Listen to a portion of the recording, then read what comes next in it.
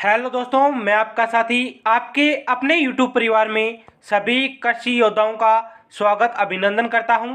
तो साथियों, आज हम बात करेंगे हमारे पशुपालन विज्ञान की क्लास नंबर 5 में कि पशुओं का आमाशय के आधार पर वर्गीकरण है वो किस प्रकार से किया गया है और पशुओं का आमाशय के आधार पर है वो कितने भागों में बांटा गया है। इसके बारे में आज हम इस क्लास में है वो थ्योरी के रूप में अध्ययन करेंगे और साथ ही साथ मैं आपको है वो एक 3D वीडियो भी दिखाऊंगा ताकि आपको ये टॉपिक है वो ज़्यादा से ज़्यादा अच्छी तरह से है वो समझ में आ सके। तो सबसे पहले है वो हम बात करेंगे कि पशुओं को आमाशय के आधार पर है वो हमें 3 भागों में विभाजित किया गया है, बांटा गया है। कितने? 3 भागों में। इसमें नंबर 1 है रोमंथी पशु जिसे रेमुनेट एनिमल कहा जाता है और नंबर 2 है आपके एरोमंथी पशु जिसे नॉन रेमुनेट कहा जाता है और नंबर 3 आपके आभासी रोमंथी पशु पेस्यूडो रेमुनेट। ये आपके 3 है वो विभाजन पाया जाता है पशुओं के आमाशय के आधार पर है वो पशुओं का विभाजन किया गया है। इसमें रोमंथी पशु के बारे में पढ़ेंगे हम कि रोमंथी पशु है वो किसे कहते हैं और रोमंथी पशुओं में वो कितने प्रकार का मुख्यतः आपके आमाशय पाया जाता है। तो सबसे पहले रोमंथी पशु वे पशु होते हैं जो जुगाली करते हैं। क्या? जुगाली करने वाले पशुओं को है हम रोमंथी पशुओं की श्रेणी में रखते हैं और रोमंथी पशुओं का आमाशय है वो 4 भागों में विभाजित होता है। कितने? 4 भागों में विभाजित होता है और रोमंथी पशुओं के मुख्य उदाहरण हैं वो यहाँ पे गाय, भैंस, भेड़, बकरी, हिरण और जिराफ। ये रोमंथी पशुओं के मुख्य एग्जाम्पल है। आगे हम बात करेंगे, इसमें है रोमंथी पशुओं में आमाशय आपके 4 भागों में विभाजित होता है। इसमें से नंबर 1 है आपका रुमेन। रुमेन है वो आमाशय का सबसे बड़ा भाग होता है। क्या? आमाशय का सबसे बड़ा भाग कौन सा है? तो वो आएगा रुमेन और रुमेन आमाशय का टोटल है वो 80% भाग रखता है। कितना? 80% भाग रखता है और रुमेन का आपका कार्य होगा भोजन का भंडारण करना। क्या कार्य है इसमें? भोजन का भंडारण करना है वो रुमेन का कार्य है। तो इसके रोमेन का आपके पीएच मान है वो होगा 5.6 से 6.8 है। ये रोमेन का पीएच मान है। आगे हम बात करेंगे नंबर 2 के बारे में। इसमें आमाशय नंबर 2 के बारे में रेटिकुलम। रेटिकुलम में है ये आमाशय का सबसे छोटा भाग होता है। क्या? आमाशय का सबसे छोटा भाग होता है। रोमंथी पशुओं में है वो आमाशय 4 भागों में बांटा गया है। इसमें नंबर 2 भाग आपका रेटिकुलम और रेटिकुलम में आमाशय का सबसे छोटा भाग है और ये कुल आमाशय का आपका है वो 5% भाग रखता है। कितने? 5% भाग है वो रखता है। और इसकी आकृति की अगर हम बात करें तो मधुमक्खी के छत्ते के समान है वो इसकी आकृति होती है और इसी कारण है इसे हनीकॉम्ब के नाम से जाना जाता है। हनीकॉम्ब भी कहा जाता है। तो आमाशय के कौन से भाग को हनीकॉम्ब नाम से जाना जाता है या फिर हनीकॉम्ब कहा जाता है? तो वो आएगा आपका रेटिकुलम। आगे हम बात करेंगे हमारे रोमंथी पशुओं में आमाशय नंबर 3 के बारे में। इसमें आपका आएगा, इसमें आगे है वो थोड़ा रेमुनेट में रेटिकुलम आमाशय है। इसमें आगे देखते हैं कि यह नुकीली कील, कांस और अखाद्य पदार्थों को पेट में आगे जाने से क्या करता है?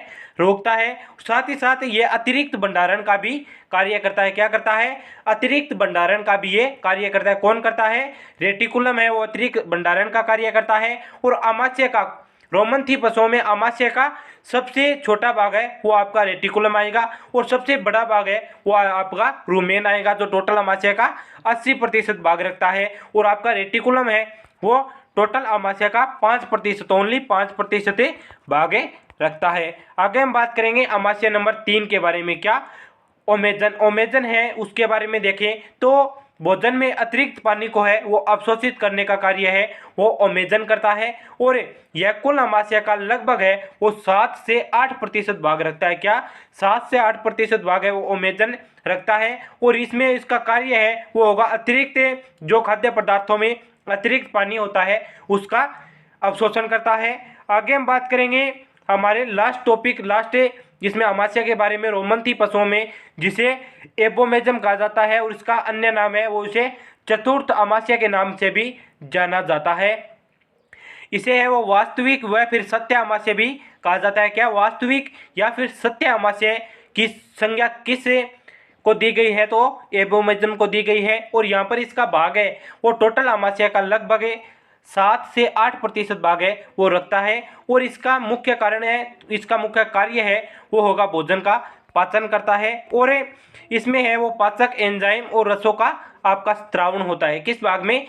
एपोमेजम में है वो पाचक एंजाइम और रसों का स्रावण होता है। आगे हम बात करेंगे हमारे पशुओं का वर्गीकरण। एक नंबर था रोमंथी पशु और सेकंड नंबर है एरोमंथी पशु।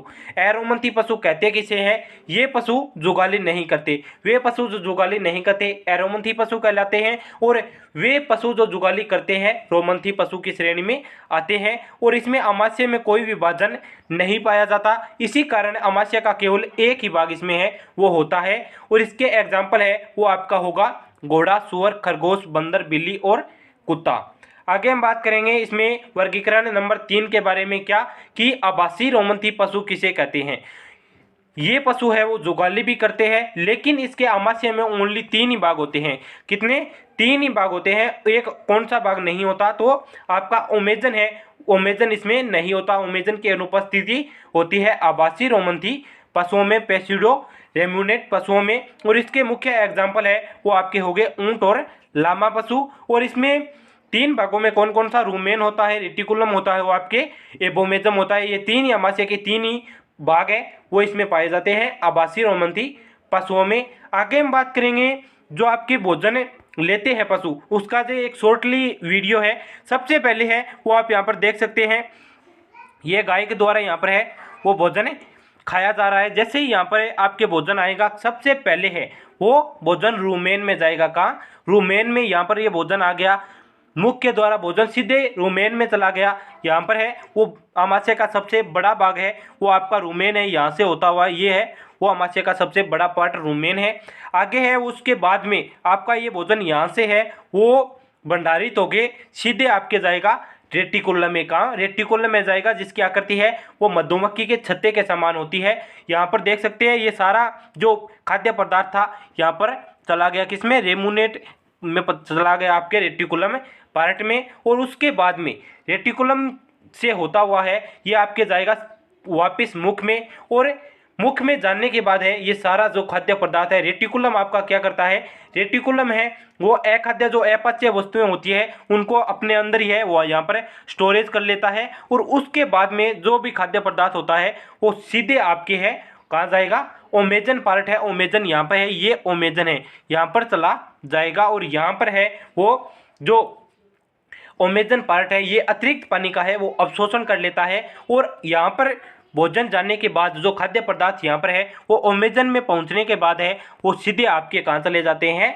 एबोमेजम में चले जाते हैं। और एबोमेजम से होते हुए यहाँ पर हमारे गुदा द्वार के द्वारा पशु के मल के रूप में बाहर यहाँ पर आ जाता है। यहाँ पर है वो अब खाद्य पदार्थ यहाँ से होता हुआ है वो कहाँ चला गया? इस पार्ट में चला गया। किसमें? इसमें है वो आ गया है जिसे कहा जाता है हम एबोमेजम। एबोमेजम में क्या होता है? एबोमेजम में होता है भोजन का पाचन होता है, जिसमें कुछ एंजाइम और कुछ स्रावण पाए जाते हैं, जिसके कारण भोजन डाइजेस्ट होकर पाचन यंत्र पाचन गुदा द्वार के द्वारा है वो पशु के बाहर निकाल दिया जाता है गोबर के रूप में।